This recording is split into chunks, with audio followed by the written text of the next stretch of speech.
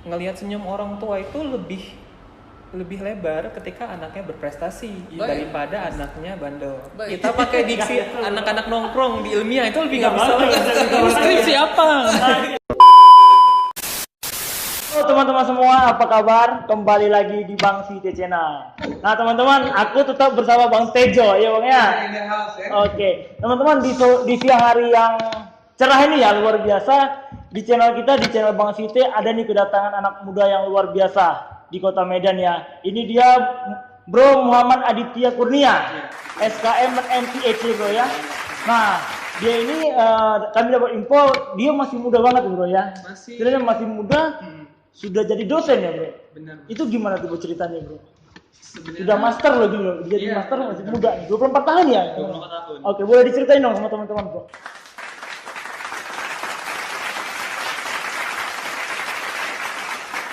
Sebenarnya tergantung passion juga ya. Oke, passion. Karena awalnya saya itu memang sama sekali nggak berminat di dunia akademik. Oke. Jadi memang awalnya itu sebenarnya basicnya entertain. Entertain. 5 tahun, 6 tahun, 7 tahun itu umur sekian itu udah mulai iklan. Oke, Terus iklan, kenal bintang waktu iklan itu. ya bro? Nggak bintang lah. Tapi iklan lah ya, masih hampir Itu memang sengaja disodorkan ke arah itu atau bagaimana? Nah gini, awalnya bro. mama saya kebetulan pramugari. Oke. Pramugari salah satu maskapai mas. Siap. Maskapai merah-merah ya gitu. Oke, paham. Oke, jadi karena basicnya pramugari, jadi mama kalau melihat anaknya itu agak sedikit di entertain lumayan senang. Sama Oke. papa saya juga, Baik. karena saya ini copy paste nya papa. Oh gitu ya. Iya, Baik. tapi papa lebih garang sedikit. Saya kasih shotnya mama. Baik, bro. Besok ya. Oke. Siap. Berarti tujuan utama kemarin sebenarnya masuk ke dunia entertainment. Iya, entertain Oke. kita entertain terus nggak Tapi banyak ini sih. Sekarang mulai masuk ke akademis ya. Sekarang ke akademisi bener. Kenapa? Mungkin momen apa yang diambil ataupun dialami sehingga Anda memilih untuk jadi akademisi? Oke, ini jawabannya sebenarnya agak panjang mas. Oke. Pada suatu hari. Ada kisahnya ya. Ini keren dikasih ke teman-teman ya. Iya, anak-anak muda harus denger. Sebenarnya saya nih basicnya bandel, Oke, siap. tapi pinter. Oke. Ya, bandel tapi pinter. Oke. Jadi kayak Dilan, nah itu Dilan tuh. Dilan ya. Oke. Bandel tapi pinter. Jadi saya memang dulu suka suka kayak berantem, suka kayak balapan. Tapi saya otaknya encer di kelas gitu. Makanya saya memperhatikan sampai guru saya bilang kamu sebenarnya pinter tapi kamu males gitu. Oke. Gitu. Jadi saya malas belajar memang awalnya. Oke. Tapi karena lama kelamaan ngelihat senyum orang tua itu lebih lebar ketika anaknya berprestasi daripada anaknya bandel. Baik. Jadi salah satunya itu ketika lihat saya ranking 3, ranking 2, ranking 1 mereka lebih bangga gitu. Disebutkan nama orang tua kita di depan kelas. Oke. Sejak saat itu saya ubah paradigma saya jadi wasting time, kita sering jalan, kita sering kemana, hangout, menjadi seorang akademisi mulai dari situ. Mulai dari SMP ke SMA. Berarti akademisi itu adalah pilihan Mas sendiri berarti? Iya, itu pilihan saya sendiri. Nah, untuk sistem pendidikan yang diberikan orang tua, itu apakah ada pengaruh ke akademisi ini sekarang? Pertanyaannya lumayan bagus nih. Iya. Kalau saya dosen ya, tapi saya ngerasa wah ini explorating. Nah ini di Iya. channel ini dikulik nih bintang tamu bro. Oke. Jadi lumayan. teman-teman, Abang Muhammad apa tadi? Aditya. Muhammad Aditya. Aditya, usia 24 tahun, 24 sekarang tahun. sudah S2. Master dari Ya, Cina ya? Guangzhou. Guangzhou, Cina. S1-nya di Fakultas Kesehatan Masyarakat Universitas Sumatera Utara. Oke, USU ya. Kemudian S2-nya di Duanya di Guangzhou. Guangzhou. Cina. Iya. Cina. Oke. China. Dan nanti Di Southern Medical University mas. Oke. Dan nanti berencana akan mengambil gelar dokter juga. Gelar dokter PhD. Iya, di mana itu? Rencananya kalau nggak di Belgia atau di Jeddah di Arab Saudi. Oke. Baik. Itu beasiswa juga. Beasiswa ya. Itu beasiswa loh, teman-teman. Nah, jadi dalam usia 24 tahun dia sudah banyak memakan asam garam pengalaman ya. Dan pernah juga kita dapat informasi beliau ini sudah terjun ke entertain lebih dulu. Pernah main FTV ya dengan FTV. Boleh Pernah disebutkan main judulnya FTV apa aja? judulnya. Oke, salah satu ada MM-nya depannya. Oke, gitu. siap. Oke. Oke. Salah satu penyiarnya gitu ataupun channelnya kita nggak usah sebutin ya gitu. Baik. Karena kita nggak ada endorse ya. Baik. baik. Oke, dulu pernah main judulnya Kutemukan Cinta di Dunia Maya. Oke, Saya sebagai Hardian kalau nggak salah. Pemeran utama. Pemeran utama. Oke. Lalu ada ada Fidusia. Oke. Oh sorry, di Kutemukan Cinta di Dunia Maya saya sebagai Randy. Randy. Oh, siap. Di Fidusia Jangan Lagi Ada Masalah saya sebagai Hardian. Lalu setelahnya yang agak besar saya merupakan salah satu ikon untuk iklan resmi pariwisata Kota Medan. Resmi dari Dinas Kebudayaan dan Pariwisata Kota Berarti Medan. duta ya? Duta ya. Dulu Jaka Intelijensia 2015. Oh, Jaka Darah juga berarti. Jaka Darah. Wah, keren. Oke. Sudah banyak menang di entertainment dan juga di dunia pariwisata, duta, dan mau untuk edukasi ya, mau Betul, belajar betul, terus betul, ya betul. dunia pendidikan ya. Terus mengejar akademik ya, bidang Iya, akademik akademik. ya. Nah, oke, kita sudah selesai nih mengulik untuk biografinya ya. Nah, sekarang kita mau melihat tanggapan atau pandangan seorang Mas sendiri terhadap anak muda nih. Oke. Nah, Apalagi sekarang juga, kan apalagi statusnya sekarang lagi dosen nih. Iya dosen, kan? ini dosen dan jomblo temporer atau jomblo permanen nih? Jomblo temporer. Temporer Temporer ya. ya. Jomblo. Jadi di hal ini teman-teman ya, kalau misalnya ingin melayangkan surat lamaran di hal itu ya, temporary soalnya. Iya. Oke. Nah, ini kan banyak orang yang mengejar sekarang dunia entertain karena berbasis masa depan yang Yang cerah ya. profit oriented, Iya. uang semua. Namun dikesampingkan akademisnya. Itu menurut Mas gimana? Oke, menurut saya sebenarnya gini, karena mereka adalah teenagers, mereka remaja, Iya. jadi mereka lebih peka terhadap cara instan daripada perjuangan. Kenapa saya bilang cara instan dan perjuangan? Karena kalau entertain itu ada suatu efek namanya Cinderella syndrome. Oke. Jadi kita melihat orang lain seperti itu. Oke. Nah, itu instan, booming, followersnya banyak, di endorse, otomatis cuannya kan lebih Betul. banyak gitu daripada kita menjadi seorang akademisi yang harus nulis jurnal, harus ngajar, harus ini, harus itu. Kan lebih ada gapnya tuh jauh gitu. Oke. Dan satu lagi mereka mendapatkan ketenaran kalau di entertainer sama saya. Iya. Pasti. Iya. Jadi menurut saya benar. Tapi jadikan itu sebagai hobi. Oh, Itu malah hobi bukan utama ya, Iya, bro. itu hobi, itu bukan yang utamanya. Jadi itu bukan karir kamu yang utama. Kenapa saya katakan seperti itu? Karena untuk akademisi seperti kita tahu ilmu itu berharga. Oke, ilmu itu berharga. Betul. Dan ilmu itu kalau misalnya kita di agama Islam itu ada pahala jariahnya. Iya, Mungkin betul. semua agama mengajarkan Iya, begitu. iya. Baik untuk orang lain, baik juga untuk kita. Iya. Dan satu-satunya ya quotes yang saya ingat sampai sekarang adalah sebaik-baiknya manusia adalah manusia yang berguna bagi orang lain. Iya, Makanya betul. kalau saya bilang it's okay. Ketika kamu suka entertain, ketika kamu suka misalnya yang lain sport, olahraga, it's okay. Tapi itu hobi kamu. Jangan ditinggalkan Iya, pendidikan ya. Tapi jangan ditinggalkan pendidikannya. Iya. Karena saya agak miris gini. Ada seorang artis, saya nggak bilang siapa namanya, tapi dia nggak lanjut sekolah gitu. Malah dia nyaman di entertain. Betul, Gitu. Nah betul, itu yang betul. saya nggak menyebutkan siapapun, tapi kalau bisa jangan seperti itu. Saya malah suka contoh kita lihat Maudi. Oke. Maudi, Iya. Maudi itu Luar negeri beneran ya, bro. dia luar negeri. Dia entertain, it's okay. Semua orang udah pada tahu Iya, nama dia betul. gitu. Tapi dia juga masuk ke salah satu universitas luar negeri ternama di betul, dunia. betul. Baik. Bisa jadi contoh. Iya. Kalau kita lihat ada orang yang nggak mau terjun ke entertain tapi akademisinya kuat, ya kita bisa lihat juga satu lagi ada Mata N gitu ya. Oke. Mata N ya. Siap. Dia bisa terjun ke entertain. Dia punya sebagai jurnalis dia cukup menarik untuk masuk ke entertain juga. Tapi Betul, dia memilih jurnalisnya supaya lebih tajam, supaya lebih masuk ke dalam pertanyaan, supaya lebih masuk ke dalam case-case penting. Nah, seperti itu maksud saya. Jadi bukan entertain yang pertama, Betul, tetapi karir dan passion kamu yang paling utama sebenarnya. Kalau dari saya sendiri, ya akademisi kalau Nah, saya. menurut Bro nih sebagai dosen juga pasti memperhatikan dong Kota Medan anak mudanya ya, dunia entertain sekarang. Bagaimana menurutmu Bro di Kota Medan? Kota Medan? Mengenai medsosnya. Oke, Ya, kita bicara Kota Medan dulu. Kota Medan dulu nih. kita bicara Kota Medan. Kalau saya- Konten-kontennya gitu loh Bro. Oke. Mungkin influencernya dan lain-lain. Apakah ada banyak yang edukatif atau Oke, bagaimana oke. sekarang ini, Bro? Terima Dan kasih, bagaimana Mas. untuk ini yang menanganinya gitu Bro? Agar Kalau- lebih baik gitu loh Bro. Kalau menurut saya gini, oke memang saya bisa dibilang sebagai pengamat juga. Karena Iya. usia saya 24 tahun, Iya. saya bisa berkamuflase jadi remaja, saya bisa berkamuflase menjadi dosen Oke. pada satu waktu bersamaan. Betul. Oke. Saya bisa ngerasain, oh ini perlu, ini enggak gitu.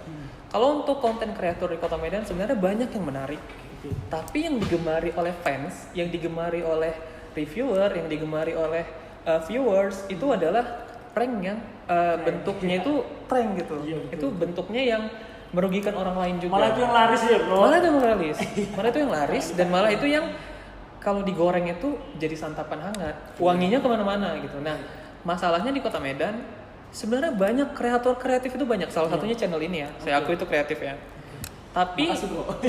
tapi viewers tidak menaruh perhatian lebih untuk konten seperti ini. Ini sangat kreatif. Tapi malah viewersnya suka yang prank, suka yang aneh-aneh ya, Bro. aneh-aneh, suka yang ya kita bisa lihat salah satu YouTuber Medan lah, kita nggak bilang siapa gitu. Dia buat suatu konten yang pada akhirnya dia menyesali sendiri. Betul. Jadi saya lihat kasih konten yang benefit. Selain kamu bisa mendapatkan famous, mendapatkan identitas, mendapatkan cuan juga, karena pasti ujungnya cuan gitu. Betul, Ujungnya betul. cuan. Tapi jangan cari cuan dengan cara yang merugikan orang lain, dengan cara yang useless gitu. Karena kalau kamu keluar negeri, karena saya lulusan luar negeri, Iya Mas, betul, bagi pengalaman. Iya, ini ditertawakan sama orang luar negeri. Nah, itu dia teman-teman, ditertawakan konten-konten seperti itu ya. Iya, konten-konten seperti itu tuh ditertawakan. Boleh, it's okay kita senang, it's okay kita ketawa. Temporary happy gitu. Yes, tapi selalu ada pesan moral di akhirnya. iya.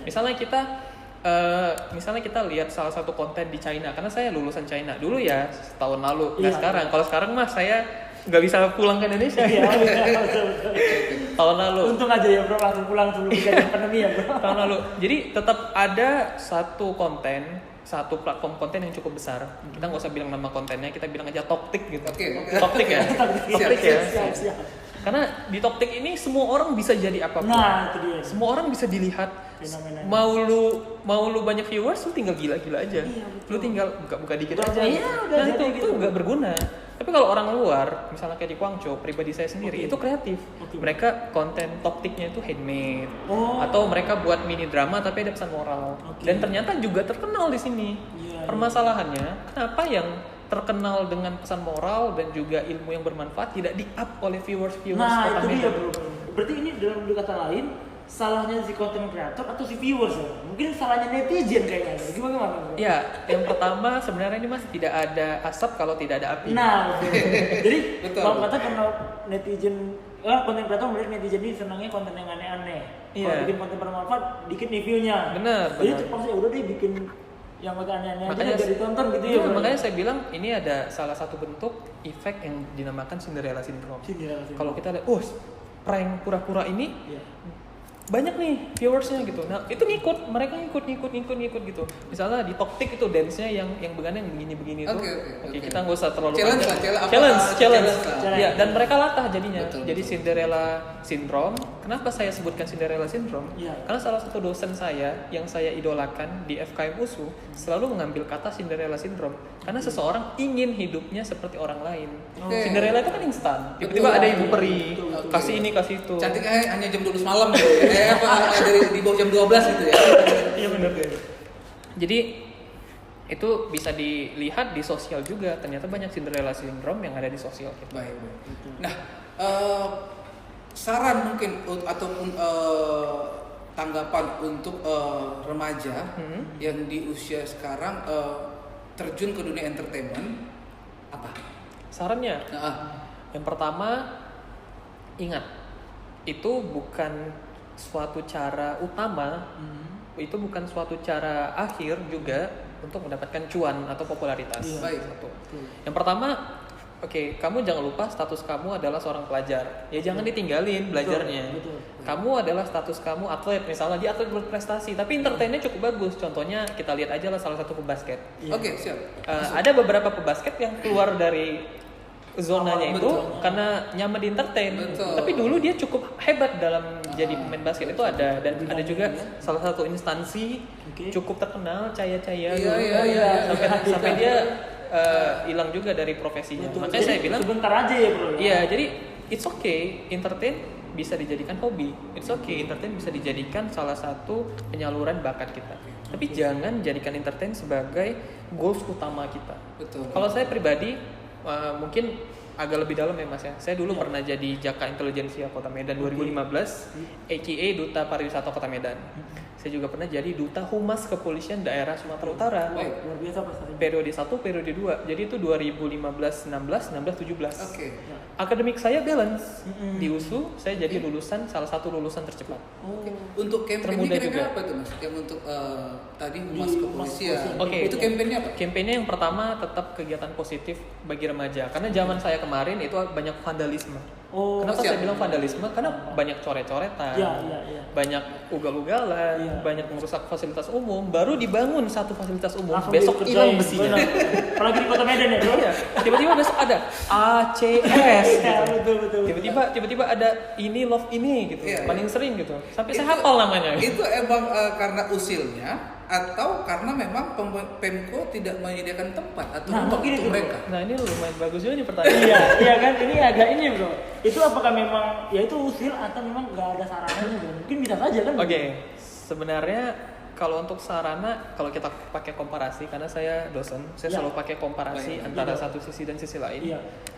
Ada dua hipotesis. Yang pertama bisa jadi seperti itu, Oke. yang kedua tidak juga seperti itu, Oke. karena itu hipotesis. Oke. Yang pertama, kalau kita lihat sebenarnya ada disediakan, Oke. tetapi tidak terlalu dipush untuk pemberitaannya. Baik. Oke. Di mana nih anak-anak yang mau main skateboard? Nah, kan kita nggak tahu. Saya jujur nggak tahu. Mungkin Oh, di baik. Merdeka Itu Walk ada gitu. di ini di Cedon Teladan. Nah, Iya, iya. luar Oke, biasa. oke, oke. Saya baru tahu nih sekarang. Iya, ini ada. gunanya nih. Siap. Lalu misalnya di mana nih kita mau main sepatu roda, di mana kita bisa goes? Oke, kita bisa lihat green line untuk goes-goes itu banyak di Kota Medan. Tetapi kita lihat penerapannya sudah pas atau tidak. Betul. Benar nggak itu green line bisa dipakai Betul. untuk melintas sepeda? Jangan nanti green line-nya ngelewatin paret kan gitu. Betul. Nah, jadi salah satunya kalau kita komparasikan dengan kota Guangzhou, sama-sama kota nomor 3 di negara Oke. besar. Oke. Medan kota nomor 3 terbesar Betul, di Indonesia, Guangzhou kota Nomor tiga tertiga Cina, ya. terbesar di Iya. Cina, di Tiongkok gitu. Oke. Komparasinya jauh. Jauh, Siap. bro. Dan mereka tuh gimana Mas ya? Komparasinya tempat bermainnya itu bisa dibilang seperti tempat bermain mereka ya. Oke. Itu seperti satu parkiran luas di sini gitu. Oh, Contoh memang disulap ya? Iya, memang disulap. Khusus ya, bro? Jadi memang itu tempat mainnya kalian. Oke, kita ngomong taman Kota Medan it's okay, bagus, saya suka. Oke. Tapi bagi saya ketika main ke Taman Guangzhou itu udah kayak hutan Mas. Oh. Gratis, nggak ada tukang parkir. Oh, iya. Oke, Itu ya, oke, bro, ya. oke, Itu salah oke, satunya oke. ya. Gratis, nggak ada tukang, ada, it's okay, tapi jelas. Oke, ada retribusinya sekian. Ini tidak, nanti berhenti sedikit, nah, gitu. iya. Kita nggak usah bahas terlalu jauh. Minimalisir pungli ya. Iya. Oke, oke. Benar. Oke. Nah menurutmu bukan bro kan udah jadi duta pariwisata dan lain-lain tadi. Yo, Setelah kemudian itu apa sebenarnya yang perlu dilakukan oleh Pemko Medan untuk menaikkan standar Kota Medan ini jadi lebih baik nih Pak? Oke, yang pertama undang dulu beberapa orang yang ahli di bidangnya. Siap. Oke. Kenapa? Karena kita selalu menjunjung tinggi moto right man in right place. Oke, betul. Kebanyakan place-nya udah ada, man-nya itu yang salah. Jadi sebenarnya sumber dayanya udah besar, Oke. dananya sudah besar. Kadang SDM-nya yang bermasalah, SDM. sumber daya manusianya. Iya. Apalagi birokrasi yang berbelit-belit. Berbelit-belit. Itu salah satunya. Berarti intinya dari pembicaraan kita ini di anak muda khususnya di Kota Medan boleh nih untuk entertain tapi jangan Boleh. lupain pendidikan ya bro ya. Iya benar. Nah itu poin yang harus kamu sampaikan yang kita Benar, sampaikan benar. pada sore hari ini bro ya. Benar. Hari ini bro ya. Pokoknya mau kalian hobinya olahraga, mau kalian hobinya entertain, mau kalian hobinya di seni, mau Oke. kalian hobinya di hal positif lainnya, it's okay, Nah, kejar. ini teman-teman biar teman-teman tahu nih kamu ngajar di fakultas apa nih bro? Oke. Nah, karena tahu nanti ada nih calon mahasiswa nih, waduh, Oh, dosennya iya. nih gini nih, ya kan, keren nih gitu nih. Oke. Pengen jadi Luar biasa. mahasiswanya gitu bro, Luar mahasiswinya biasa. gitu dong bro. Iya. Dosen ngejar di mana nih bro? Biar teman-teman tahu nih bro. Kalau saya adalah salah satu staf rektorat di Yayasan Universitas Prima Indonesia. Iya. Saya juga merupakan dosen tetap di Fakultas Kesehatan Masyarakat Universitas Prima Indonesia. Oke. Saya juga mengajar di Fakultas Kedokteran Universitas Prima Indonesia dan Fakultas Kedokteran Gigi Universitas Prima Indonesia. Tapi untuk FKG-nya mungkin semester depan. Oke. Pokoknya Ini banyak di andil. Unpri sih. gitu ya? Iya, pokoknya di Unpri gitu. Nah teman-teman yang bagi kelas 3 SMA yang mau kuliah nih ya, kalau pengen ketemu dokter ini, dosen ini, Pak Aditya Bro nih ya, Aditya. silakan di Unpri nih kalau mau nyoba nih kan. Boleh. Gitu ya bro ya. Boleh. Di FK, FKG gitu ya. FK, FKM, FKG. Nah ini teman-teman, jadi kepada warga Kota Medan kita punya salah satu dosen muda yang luar biasa yang dia tidak melupakan pendidikannya walaupun berkecimpung di entertain ya, Iya. pernah berkecimpung di entertain. Entertain, Saya yakin mungkin Pak Gupsu mungkin kenal, udah pernah komunikasi itu bagaimana gitu. Kalau untuk yang sekarang belum. Belum. Nah Tapi- nanti mudah-mudahan Pak Gupsu bisa lihat. Betul, Nah orang-orang betul, yang betul. penting ya anak-anak muda yang betul-betul memang memiliki visi yang bagus, memang harus diberdayakan harus sama Pemkot dong. Harusnya dong. harusnya. Bukan yang apa tadi yang konten-konten yang seperti itu. Betul. Nah, itu yang Aneh-aneh harus ya. diubah dari Kota Medan ini. Wajah Kota Medan ya, Bro. Betul. Harus diubah dari anak mudanya ya. Karena memang perlahan tapi pasti Medan sudah mempunyai SDM yang luar biasa. Benar. Tinggal optimalisasinya ya. Betul. Optimalisasi. Tinggal mungkin pemerintah kota atau pemerintah provinsi yang bisa menangkap sinyal itu untuk diberdayakan. Betul. Gitu. Mudah nanti Pak Gussu dan Pemkot Jajaran Pemprov juga bisa melihat dan bisa membangun ini di Kota Medan ya, anak-anak muda yang berprestasi. Tapi seiring tanya jawab tadi, untuk vokabuleri komunikasinya ini terlihat Bagaimana bagus itu? ya. Iya. Itu memang tidak jauh dari public speaking. Apakah pernah Iya. belajar public speaking? Nah, bagaimana menurut Bro? Apakah penting ilmu public speaking di dunia entertain khususnya mungkin di YouTube atau medsos lain, Bro? Oke, terima kasih Mas. Ini pertanyaannya menarik sekali. Iya. Kalau kalian ingin tampil, dilihat orang, berada di depan umum atau menjadi salah satu public figure terutama untuk entertain tadi, kalian harus punya diksi yang bagus. Oke. Ketika sudah punya diksi yang bagus, kalian harus bisa mengeluarkan intonasi yang sesuai dengan diksi itu. Oke, tahan dulu. Oke. Diksi. Diksi. Boleh dijelaskan diksi supaya teman-teman tahu mungkin. Oke, diksi. Diksi itu adalah salah satu pemilihan kata Kata. yang sesuai Iya. pada tempatnya. Oke. Jadi misalnya Duduk kita pakai diksi ilmiah, tapi di tempat remaja-remaja nongkrong nggak bisa. Nggak masuk, Bro. Kita pakai diksi anak-anak nongkrong di ilmiah itu lebih nggak bisa. Nggak masuk. Skripsi apa? Iya. Mental ya.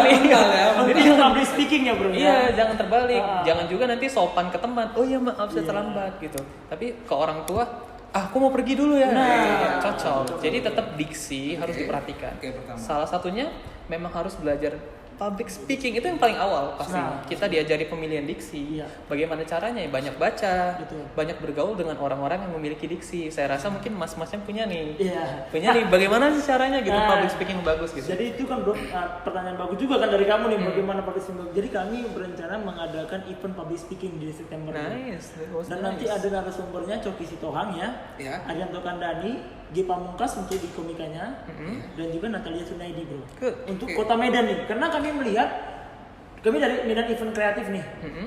Kami melihat di Kota Medan ini mungkin kurang ya untuk ilmu public speaking event-event seperti itu. Jadi kami mengadakan itu khusus untuk di Kota Medan, Bro. Oke. Di tanggal 12 September gitu, Bro. 12 September. Iya. Oke, saya ingat dulu. Iya. Jadi makasih banyak, Bro, nih, Bro, pencerahannya, Sama-sama. sharingnya Bisa kepada bantu. teman-teman anak-anak muda di Kota Medan Oke. mengenai dunia pendidikan entertain ini ya. Betul, Pelajaran betul. untuk teman-teman nih penonton nih. Mungkin satu pertanyaan sebelum masuk MP ya. Iya. Ini kita berandai-andai nih. Hmm. Jika Mas sebagai Menteri Pendidikan, Amin. apa yang pertama kali Mas lakukan? Nah, itu dia.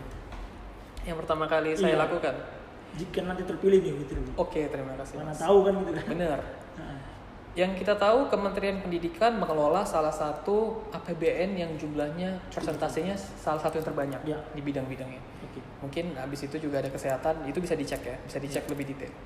Kalau saya Muhammad Aditya Kurnia terpilih sebagai Menteri Kesehatan, promosi nih, kampanye nih.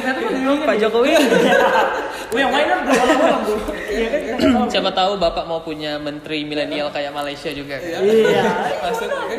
Kemudian Oke, yang pertama saya lakukan adalah saya sejahterakan dulu tenaga pengajarnya. Guru, Siap. mungkin yang Guru, mengajar ya. guru. Karena gini, kita sudah lihat banyak sekali guru-guru yang tidak sejahtera. Oke. Mereka kerjanya serius, tapi gajinya bercanda.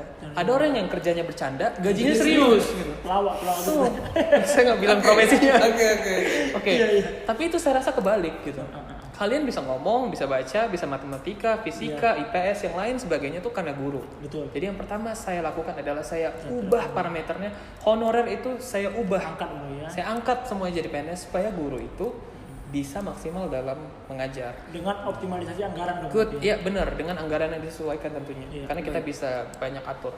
Kenapa saya bilang begini? Karena saya berpikir kalau seorang guru, tenaga pendidik memikirkan dirinya sendiri, Iya. bagaimana dia memikirkan anak-anaknya? Betul. Baik. Dia memikirkan untuk yang sekarang, bagaimana dia memikirkan anak-anaknya untuk yang akan datang. Baik.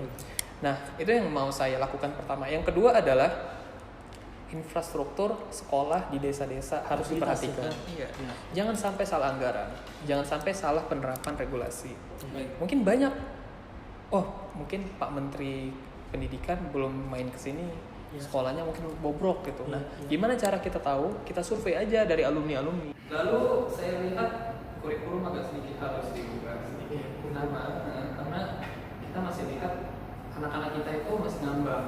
Oke. Mau jadi apa? Gitu. Berarti dengan kata lain kalau misalnya Mas menggunakan kurikulum, Menteri sebelum Nadiem dan Menteri Nadiem itu mereka kebijakannya tidak ada yang bisa dikatakan kurang baik. Sebenarnya sudah bagus, Sudah pas. Tapi untuk lebih baik lagi, optimalnya kita bisa lihat beberapa negara maju yang konsep pembelajarannya sedikit berbeda.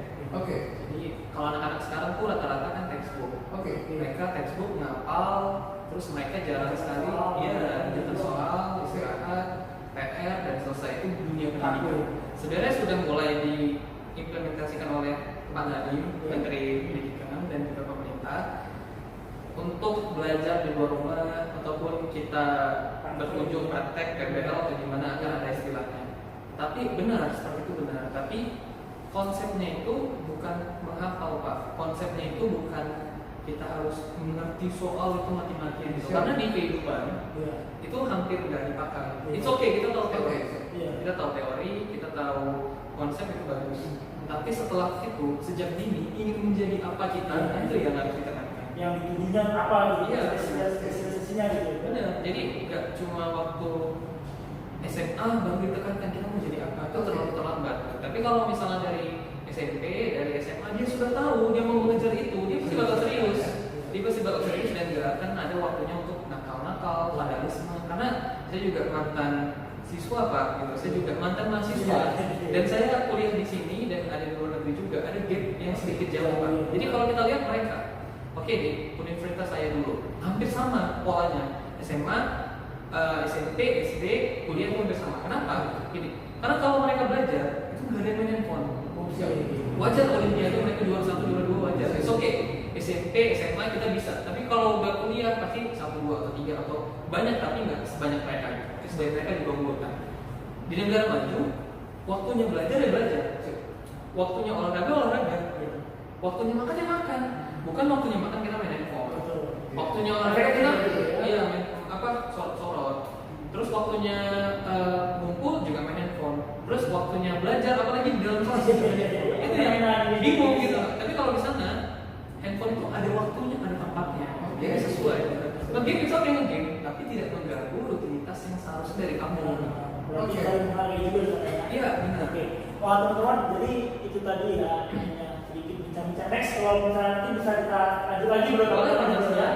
Edukasi ke anak muda gitu. Boleh dengan senang hati. Nah teman-teman ini dia Bapak dosen Muhammad Aditya Kurnia Iya. di FK di Unpri kan? Unpri. Di FK, FKM dan FKG 3 fakultas. Iya. Jadi ini masih pemanasan ya. Iya. Jadi kalau misalnya kalian masih ingin kita coba mewawancari beliau, Silahkan komen. kalian komen aja. Ada pertanyaan di komen. Nanti Iya. kita tanya lagi ya. Like atau enggak? Ya. Iya. Mas kita bahas ini gitu Mas. Iya, Mas ini gitu. Tentu Nanti saja IG-nya temanya ya. IG-nya juga lampirkan di Boleh, boleh boleh, ya. ya. IG-nya ada di deskripsi. Oke Mas, terima kasih banyak ya. Terima kasih, Bang. Nanti kita sedikit Thank you, kembali. ya. Terima kasih, ya. Siap. Oke teman-teman, semoga ini bermanfaat untuk kalian dan kita